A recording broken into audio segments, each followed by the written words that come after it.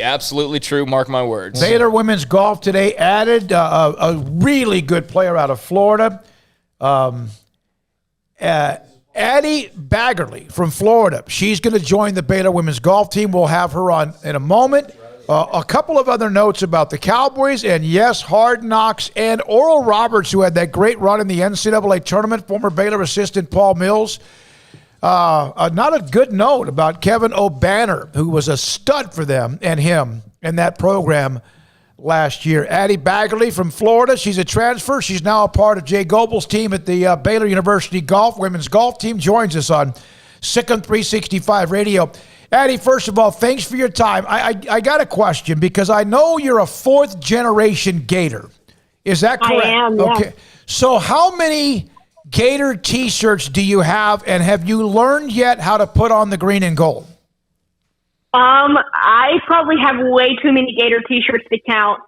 There's actually a picture of me when I was really young wearing a Gator golf shirt, and I mean, it's going to be tough to put them away, but I'm so excited. I've definitely got all my Baylor gear from the bookstore that I took from my visit earlier this week, and I'm easing my way into it. I'm definitely wearing it around Gainesville right now, and getting a lot of strange looks, but I'm enjoying it. Yeah, I can imagine. I'm going to warn you now, but part of this group of co-hosts is a Florida State Seminole.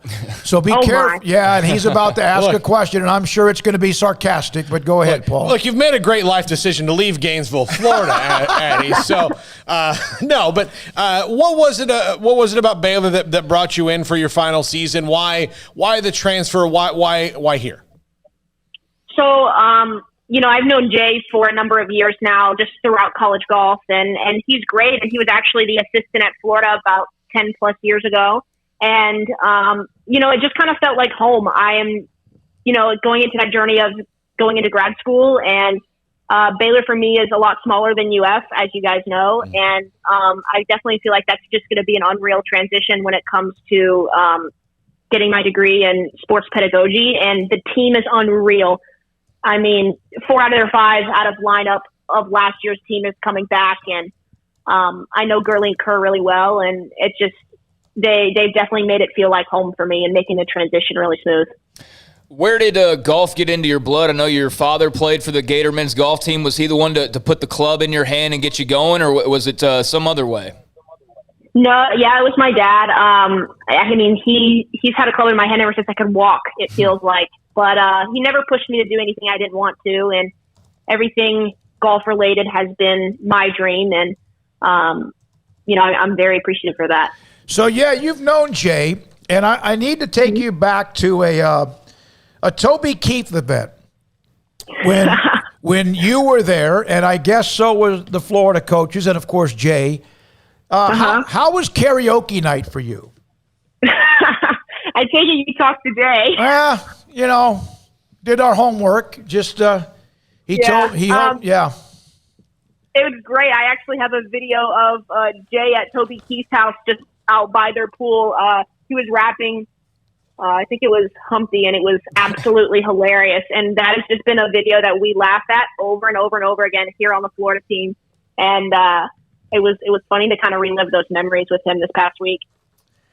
Yeah, so he said to me that he thinks that because of who you are, what you represent, not to mention you're a hell of a golfer, but it's kind of that perfect fit. And we've heard a lot of players who've committed to Baylor, whatever sport, played at Baylor, whatever sport, talk about being a perfect fit at Baylor. What do you think that means?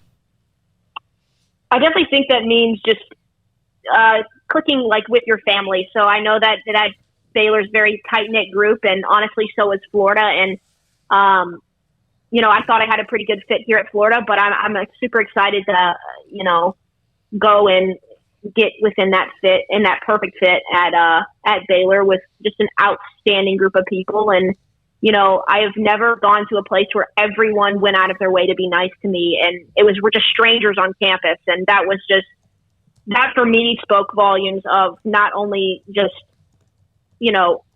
Baylor as a school, but Waco as a town. And that for me, it just really felt like home. So sports pedagogy, where did you get into that, and what's your final goal with that degree? Yeah, it's just something that I've been interested in. I've got one of my minors here at Florida in sports management, and I saw that they offered sports pedagogy at Baylor, and that's something that I kind of want to venture down to eventually get into the college coaching route after I finish my master's. I think that it's definitely going to set me up to be a little bit more knowledgeable on the sports psychology and, strength and conditioning side of all different kinds of sports, but I think I can specifically tailor it to golf, and I think it'll benefit my future. I'm curious, based on facilities, as you noticed, up and down what is University Parks, the Baylor athletic facilities are amazing, and the stadium, they're going to have a new basketball arena, but I also know Florida's got pretty much whatever they want, as do a lot of schools. But what were your thoughts about the practice facility that Baylor Golf has? Oh, it's unreal. I love how it's just for the teams. But Florida, I'm used to, we have our team facility, but we also share a semi-private, more so of a public golf course with the rest of, people affiliated with the university. But I really, really love that when you're out there at the Billy, it's just you. There's no one around you. I mean, you have the equestrian center right there, but it's just absolutely stunning. And I mean, they have everything to what I know is going to take me to, elevate my game, especially going into postseason next year. Addie, how interesting has it been to see over the last 24, 48 hours, all the movement with name, image, likeness? I mean, you're just making your way to Waco and all of that, but amidst the madness, to see the opportunities now for college athletes, what does that mean to you?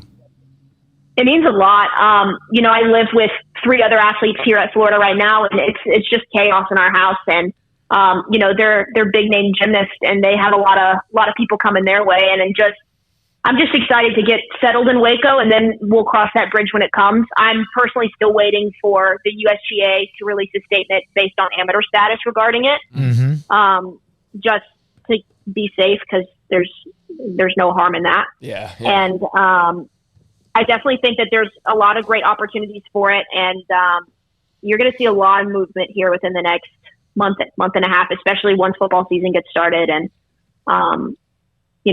people get to put their names out there. From the time you stepped on the Florida campus on the golf team, and you've been a part of it, I think you've been a part of every event in 4 years, but maybe a handful, 4. Mm-hmm. But it seems as if every year, as you hope, you've gotten better, a little bit, or in some cases, much better. Where have you improved the most since you came out of high school? I think that's more so of me knowing myself and my own golf game within the last 4 years, because in high school, I had a lot of fun with it, and I still do now, and I make that a point, is that if I'm not having fun, then we need to reevaluate some things. But for me, it's just knowing myself, and, of if I can't figure out what I'm doing wrong when it comes to my swing or my short game, then how would I, if I wanted to go to the professional route, how was I going to do that on the road?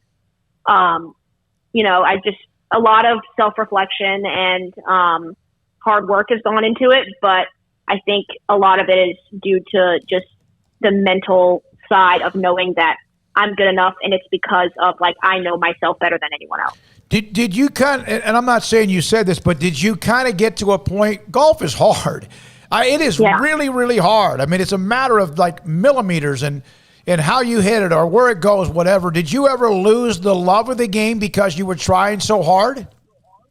A little bit. I think every golfer goes through that at least one point in their life. Uh-huh. And just because it is a very lonely sport, I mean, I feel like other than cross country, you're out there by yourself for 5+ hours, and it's just you. It's you and your clubs and your golf ball. You're chasing around a golf ball, and that's it.